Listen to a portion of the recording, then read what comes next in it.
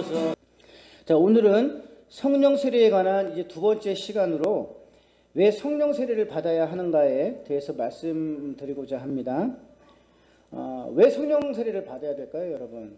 결론부터 말씀을 드리면 성령 세례는 모든 성도가 이 땅에서 살아야 할 존재 이유와 목적을 이루기 위해서 반드시 필요하기 때문에 그렇습니다. 오늘 본문은 십자가에 달려 죽으셨다가 사흘 만에 부활하신 예수님께서 하신 말씀인데요. 사도 바울은 부활하신 예수님께서 40일 동안 제자들과 함께 하실 때 약 500명의 사람들이 목격을 했다고 합니다. 예수님께서 하늘로 승천하시기 전에 제자들에게 아주 중요한 명령을 내리셨습니다. 그것이 뭐냐면 너희는 가서 모든 민족으로 제자를 삼아서 아버지와 아들과 성령의 이름으로 세례를 주고 내가 너에게 분부한 모든 것들을 가르쳐서 지키게 하라. 볼지어다 내가 세상 끝날까지 너희와 항상 함께 있으리라. 이렇게 명령을 하셨어요. 이것을 너무나 지극히 중요한 명령이라고 해서 어떻게 부르고 있냐면 지상명령이다. 이렇게 얘기를 하고 있어요. 이것은 온 천하에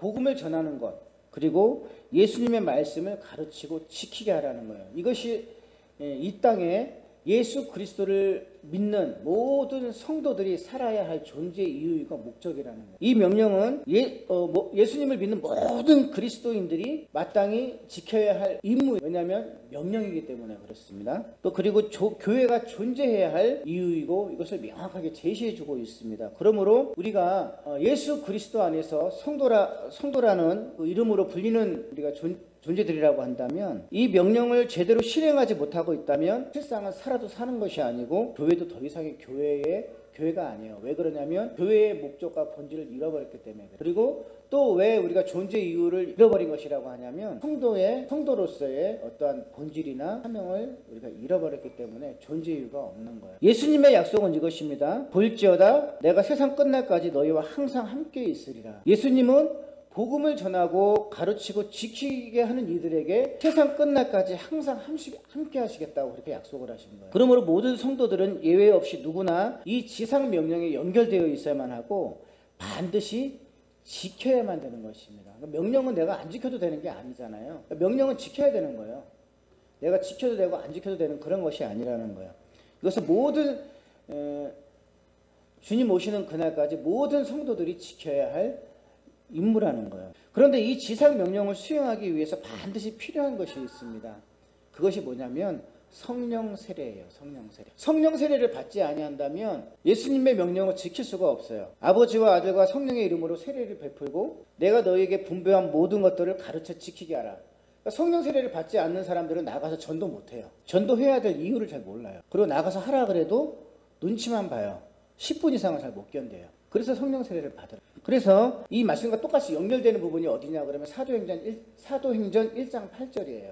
어떻게 말씀하시냐면은 사도행전 1장 8절에 보게 되면 오직 성령이 너희에게 임하시면 너희가 권능을 받고 예루살렘과 온 유대와 사마리아 땅끝까지 이르러 내 증인이 되리라 하시니라. 이렇게 말씀을 하셨어요. 그러니까 내가 너에게 분부한 모든 것들을 가르쳐 지키게 하라. 내가 세상 끝날까지 너희와 항상 함께 있으리라. 이렇게 말씀을 하셨는데 이 말씀을 우리가 이제 이행을 하려고 한다면 어떻게 돼야 되냐면 성령이 임한 그 시점부터예요. 너희가 오직 성령이 임하시면 너희가 권능을 받고 예루살렘으로부터 시작을 하잖아요. 복음이 온 유대와 사마리아 땅끝까지 이르러, 그러니까 온 인류 전체에 내 증인이 되리라. 그러니까 그리스도인으로서 주님의 제자요 증인의 삶을 살 수 있다라는 거예요. 뭐가 임하시면 오직 성령이 임해야만 가능하다는 거예요. 자, 성경에 보게 되면 두 종류의 세례가 있습니다. 첫째는 요한의 세례, 두 번째는 성령 세례입니다. 자, 요한의 세례를 다른 말로 뭐라고 하냐면 회개의 세례, 물세례 또는 회개의 세례라고 합니다. 물세례, 회개의 세례. 그 다음에 성령 세례를 다른 말로 뭐냐 그러면은 불세례라고 합니다. 불세례. 자, 마태복음 3장 11절을 함께 읽어보겠습니다. 요한이 말하는 거예요. 나는 너희를 회개하기 위하여 물로 세례를 베풀거니와. 그러니까 이제 물로 세례를 베푸는데 뭐 하기 위하여?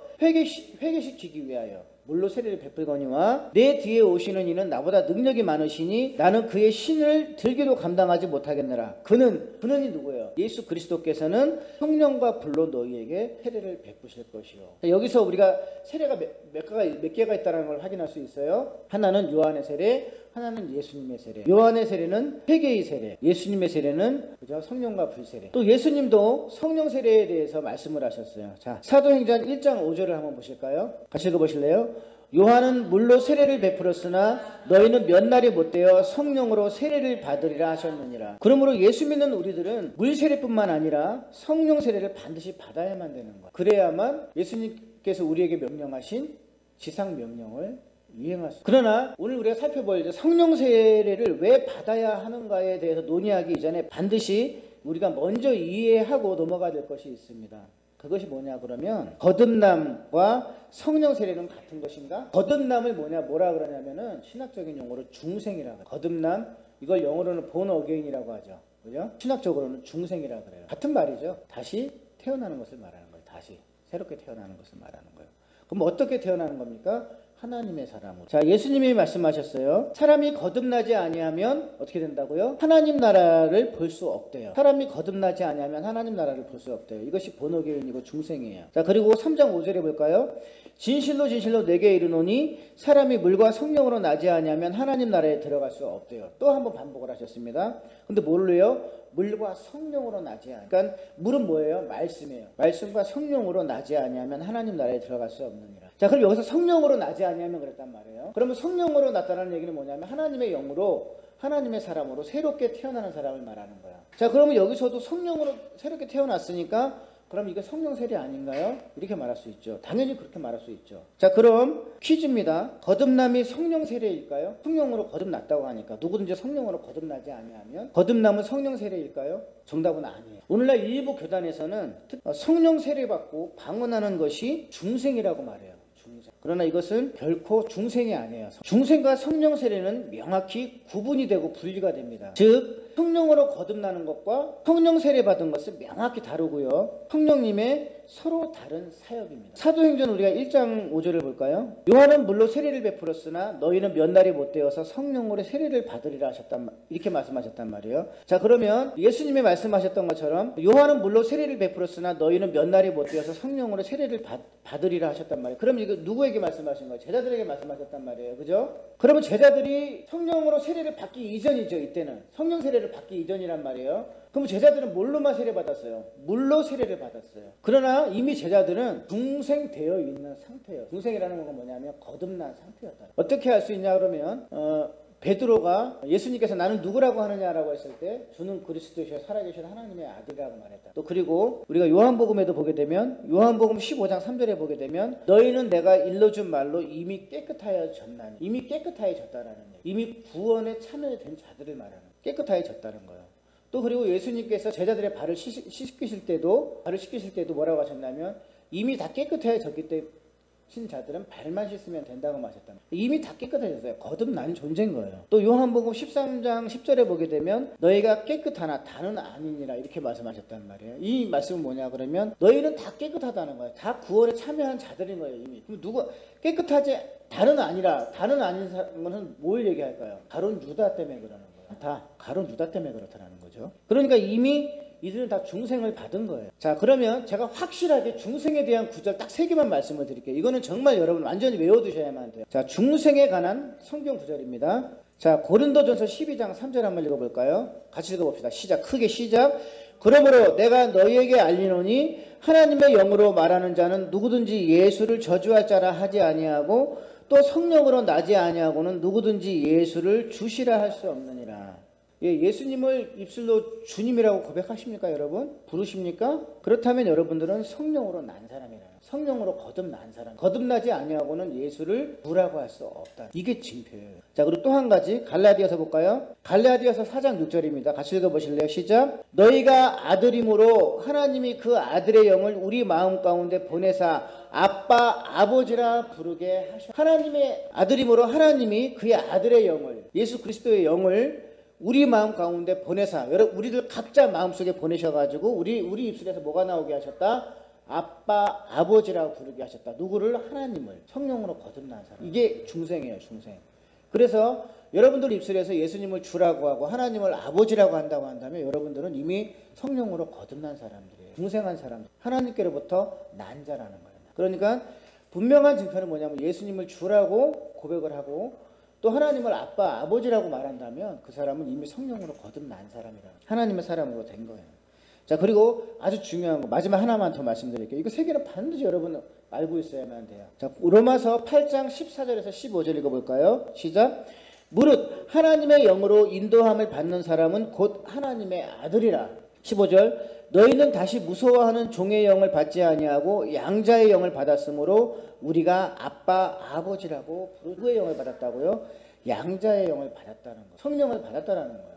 성령으로 거듭난 사람을 얘기하는 거예요. 그래서 우리가 입술로 하나님을 아빠 또는 아버지라고 부른다는 거예요. 그러니까 성령으로 거듭나지 아니하고는 예수님을 주라 할 수도 없고 하나님을 아빠, 아버지라고 할 수 없다라는 거예요. 성령. 그게 징표예요. 중생한 사람의 징표. 이것이 바로 중생을 말하는 거예요. 성령으로 거듭난 중생까지를 얘기했어요. 그러면 성령 세례는 무엇일까요, 여러분? 성령 세례. 자, 엄밀히 제가 말씀을 드리면 성령 세례는 구원을 말하는 게 아니에요. 그러니까 중생을 말할 때 우리가 하나님을 아버지라 부르고 예수님을 주라고 고백할 수 있는 단계, 물과 성령으로 거듭난 자라야 하나님 나라에 들어갈 수 있다고 말씀하셨잖아요. 여기서 말하는 이 성령은 구원과 연결이 돼요. 그러니까 예수를 알지 못하고 하나님을 알지 못하면 구원받지 못해요. 그런데 이미 내 입술로 예수를 주라고 고백하고 하나님을 아버지라고 고백한다는 것은 이미 하늘에 계신 천부께서 내 마음속에 그게 주셔가지고 나도 모르게 그렇게 고백하고 있다라는 거예요. 그럼 어느 순간에 내가 막 알려고 노력하지는 않았는지 몰라도 바람이 임의로 불매 그 바람이 어디서부터 와서 어떻게 흘러갔는지 알 수 없지만 그렇게 변한다라고 예수님께서 말씀하셨던 것처럼 어느 날 내가 교회 나오기 시작했는데 나도 모르게 예수님을 나도 모르게 주여 그러고 있고 하나님을 아버지라고 부르게 있다라는 거예요. 그게 변한 거예요. 바람이 임의로 불매 그 바람을 우리가 느꼈잖아요. 어디서 와서 어디서 갔는지 알 수는 없지만 우리가 느끼고 있잖아요. 그 호련이 변한 거예요. 그것이 중생이에요. 성령의 사람으로 바뀐 거예요. 그러면서 그게 바로 구원과 연결이 된 이미 천국 시민이 된 거예요. 그러나 성령 세례는 무엇이냐 그러면 일종의 은사라고 봐야 돼요. 그러니까 예수 그리스도의 복음을 증거케 하고 봉사케 하기 위해서 우리에게 주시는 하나님의 능력으로 봐야 되는 거예요. 하나님의 능력. 자, 그러니까 예수님께서 제자들에게 예루살렘에 가서 계속 기다리라 그랬죠. 그래서 그들이 10일 동안 마가의 다락방에 모여가지고 열심히 한마음 한뜻이 돼서 기도했잖아요. 그죠? 그리고 나서 오순절 성령이 임하고 나서 그들이 각기 다른 말로 방언을 하고 성령이 충만해지고 나서 그때부터 뭐가 됐을까요? 모든 제자들이 그때부터 비로소 사역을 시작을 했다라는. 그러면 성령 세례가 이미 있기 이전에 물 세례만 받고 그냥 구원은 받았어. 중생은 해서 그때 뭐 했을까요? 아무것도 하지 않았어요. 구원은 받았지만 아무것도 하지 않았다라는. 오히려 베드로는 예수님을 3번이나 부인하고 그러니까 어린 여종 하나가 저 사람도 저 나사렛 예수의 제자라고 말하니까 너무너무 두려워 떨면서 아니라고 자기는 제자가 아니라고 예수를 알지도 못한다고 3번이나 부인을 하면서 저주를 했던 사람이 베드로예요. 그럼 그 베드로가 어떤 상태였느냐? 이미 그는 물과 성령으로 거듭난 상태였다라는 얘기예요. 물세례도 받고 회개까지 다 끝난 사람이라는 거예요. 그러나 그때 예수님을 3번이나 부인을 했어요. 모든 제자들도 다 도망을 갔어요. 그런데 예수님이 제자들에게 기다리라 하시고 그들에게 사마리아 땅끝까지 이르러 내 증인이 되리라고 하셨단 말이에요. 그랬던 자들인데 언제부터 그들이 이제 사역을 시작을 했냐 그러면 오순절날 한 곳에 모여가지고 기도할 때 성령이 그들에게 세례할 때 임해서 충만해진 상태부터 비로소 그들이 나가서 전도하기 시작하고 설교하기 시작하고 하나님의 종으로 사역을 시작한 거예요. 자, 예수님도 세례 요한에게 물세례를 받으셨어요. 요단강에서 받으실 때 예수님이 제일 먼저 성령 세례를 받았어요. 물세례를 받으실 때 하늘로부터 비둘기 같은 성령이 예수님에게 임하셨다라. 자, 그리고 나서 예수님도 공생의 사역이 시작이 되셨어요. 그리고 성령 세례를 받고 성령이 충만해진 상태에서 광야에 들어가셔서 마귀의 시험을 이기셨던 거예요. 그러니까 성령이 충만해야만 마귀를 이길 수가 있어요. 성령이 충만해야만 전도할 수가 있고 성령이 충만해야만 진정한 예배자가 될 수 있는 거예요. 사도행전 1장 8절을 볼까요? 오직 성령이 너에게 임하시면 성령이 임하야만 된다라는 얘기예요. 너희가 권능을 받고 예루살렘과 온 유대와 사마리아 땅끝까지 이르러 내 증인이 되리라 하시니라. 자, 물세례까지만 받았던 베드로를 비롯한 예수님의 제자들은 모두가 오순절날 성령 세례 이전에는 어떻게 됐어요? 밖에 나가서 전도를 하거나 그 어떤 사역도 하지 않았어요. 그러나 성령 세례 이후에는 뭐가 됐습니까? 복음 전도자가 되었고 모두가 다 순교를 당했습니다. 사도행전 31절을 볼까요? 예수님이 말씀하신 대로 모든 제자들이 또 120명의 문도가 한 곳에 모여가지고 기도하기 시작했습니다. 자, 사도행전 4장 31절을 보십니다. 빌기를 다음에 모인 곳이 진동하며 하더니 무리가 다 성령이 충만하여 담대히 하나님의 말씀을 전하니라. 자, 어떻게 된다고요? 자, 성령이 충만해지고 나니까 이때부터 어떠한 일이 벌어지냐면 읽어보세요. 담대히 하나님의 말씀을 전하니라. 그러니까 성령 세례는 하나님의 말씀을 전하게 만들고 전도하게 만드는 거예요. 그리고 교회에서 봉사 직분자를 만드는 거예요. 그게 없으면 할 수가 없어요. 이처럼 성령 세례는 그것을 받는 이들에게 권능을 주셔서 예수 그리스도를 증거케 하시고 또 모든 두려움을 모를 만큼 담력과 용기를 갖게 하시는 거예요. 이게 성령 세례예요. 그래서 성령 충만을 받아야만 되는 거예요. 그러면 한 번 오순절날 성령 세례처럼 한 번 역사하면서 내가 성령 충만해지면 이 성령이 늘 남아있느냐? 그렇지 않아요. 성령도 소멸이 돼요. 왜? 건전지처럼. 우리가 스마트폰을 100% 충전하지만 이게 하루 이틀 있으면 다 방전이 되잖아요. 또 충전을 해야 되는 거예요. 그것처럼 성령이 내가 충만해졌다 그래가지고 10년 동안 계속 그렇게 되는 거 아니에요. 그래서 날마다 주님 앞에 나와서 간구해야만 되는 거예요. 자, 다시 한번 말씀드리면 베드로는 어떻습니까? 성령 세례 받기 이전과 받기 후가 완전히 달라요. 성령 세례 받기 이전에는 그는 비겁자였고 예수님을 부인하고 모른다라고 부정했던 사람이에요. 대표적인 사람이에요.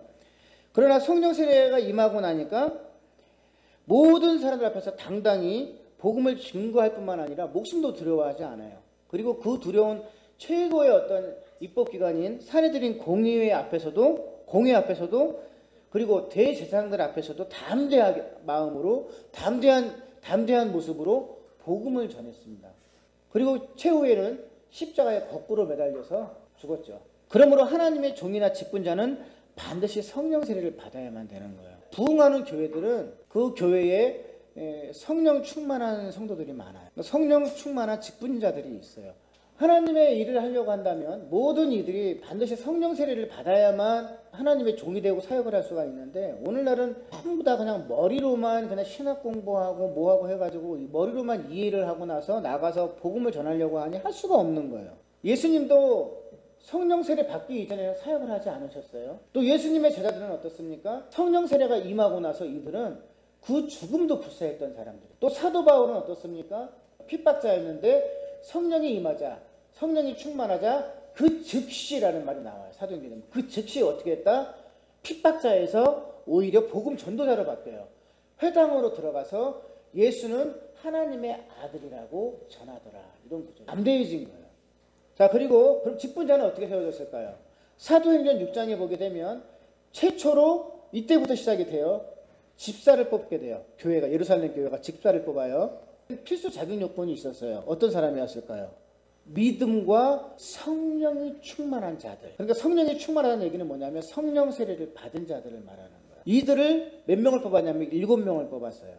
그러니까 성령이 충만한 스데반이 어떻게 됐어요? 나가가지고 설교를 하고 복음을 전했어요. 그래서 오히려 마음에 찔리니까 성령이 임했던 거예요. 마음에 찔리니까 오히려 이제 불신자들은 오히려 찔리면 더 열받아 해요. 믿지 않는 자들은. 그래서 이 사람이 하나님이 택했느냐 택하지 않느냐가 구별이 되는 건 뭐냐면 말씀을 전했을 때 열받아 하는 사람은 택하지 않은 사람이에요.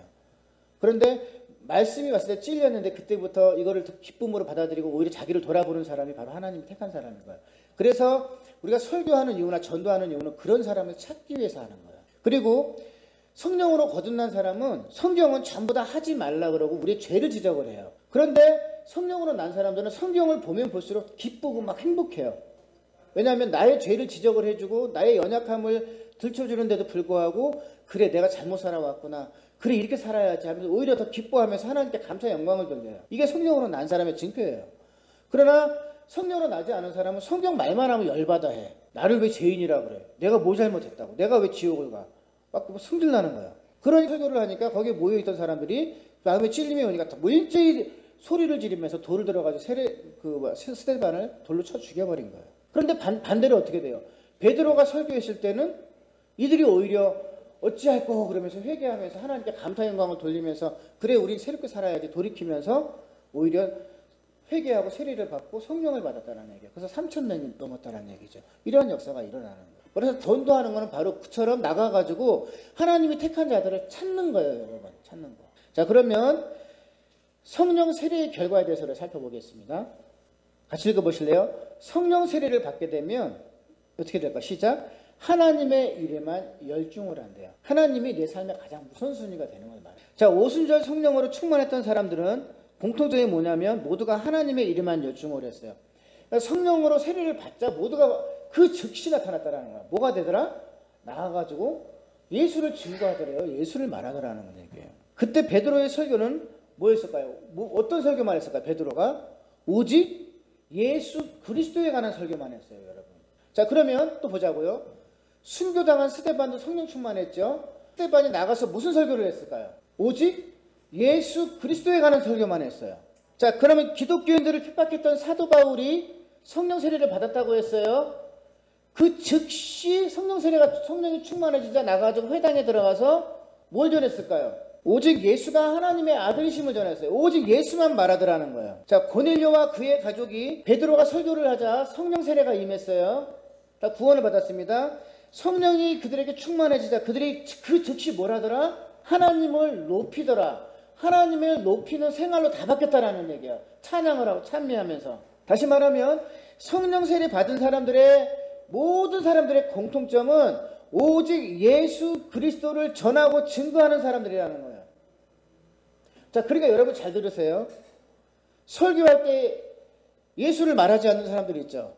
우리나라는 그러더라고요. 맨날 목사님 예수만 말하고 맨날 그냥 회개만 말하고 구원만 말해요. 이게 성경이에요, 성경.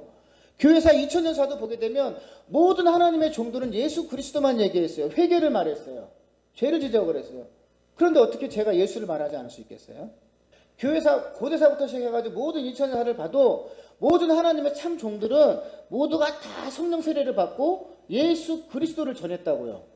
회개를 말하고. 제가 지난번에도 말씀드렸잖아요. 우리나라에 1903년, 그 다음에 1907년도 원산 부흥, 그 다음에 1907년도 평양 대부흥운동에서도 뭐가 일어났다고요? 회개, 축복이나 번성만 하지 않아요. 그래서 예수님이 말씀하셨죠. 먼저 그의 나라와 의를 구하라. 그리하면 너희들이 구하지 않을지라도 천부께서 너희가 모든 것을 다 아시면서 너희 필요한 것을 너희가 구하지 않을지라도 다 채워주신다고요. 오히려 넘칠 만큼 채워주신다는 거예요. 자, 중요한 것은 우리 교회도 이제 필요한 것이 있습니다. 뭐냐 그러면 성령 충만이에요, 여러분. 우리가 성령 충만할 수 있기를 바랍니다. 자, 성령 충만도 어떻게 하면 받을 수 있다고요? 고넬료처럼 설교를 들을 때에 믿음과 성령이 한꺼번에 임하는 경우도 있지만 그렇지 않는 경우도 많아요. 자, 예수님의 제자들이 어땠어요? 물세례는 이미 받았어요. 또 거듭나기도 했어요. 그러나 성령 세례는 어떻게 돼요? 나중에 임하잖아요. 그것처럼 우리도 성령을 달라고 구해야만 되는 거예요. 그리하면 너희 천부께서 좋은 것으로 주시지 아니하겠느냐? 성령을 주신다라는 거예요. 그래서 우리가 앞으로는 성령에 대해서 날마다 간구하는 운동을 할 수 있기를 소망합니다. 자, 결론적으로 성령 세례는 하나님의 성령이 믿는 자에게 주시는 은사라는 거예요. 그래서 그 직분을 감당할 수 있도록 주시는 능력인 거예요, 능력. 그래서 성령 충만해야만 되는 것입니다. 우리 교회도 성령이 충만해지고 교회가 정말로 건강해지고 부흥하려고 그런다면 성령 충만해져야만 돼요. 그래서 내 가정과 교회와 세상을 변화시키고 부흥시키는 존귀하고 거룩한 하나님의 백성으로 구별되시길 예수님의 이름으로 축원합니다. 기도하겠습니다. 하나님 아버지, 오늘 이곳에 모인 당신의 권속들 위해 은혜를 베푸셔서 성령으로 세례하여 주시옵소서. 그리하여 담대하고 충만한 믿음 가운데서 이들의 삶이 전폭적으로 변화가 되고 또 가정이 부흥될 수 있도록 하나님 은혜를 내려 주시옵소서. 방언도 주시옵소서. 환상도 내려주시고 꿈도 꾸게 하시고 예언대할 수 있게 하여 주시옵소서. 각종 은사들도 부어주셔서 더욱 하나님으로 인해 기뻐할 수 있게 하시고 믿음 위에서 굳건하게 하시고 또 담대히 전도도 하게 하시고 이들의 삶이 주께서 부르시는 날까지 가장 복된 삶이 될 수 있도록 지금 은혜를 내려 주시옵소서. 예수님 이름으로 기도드리옵나이다.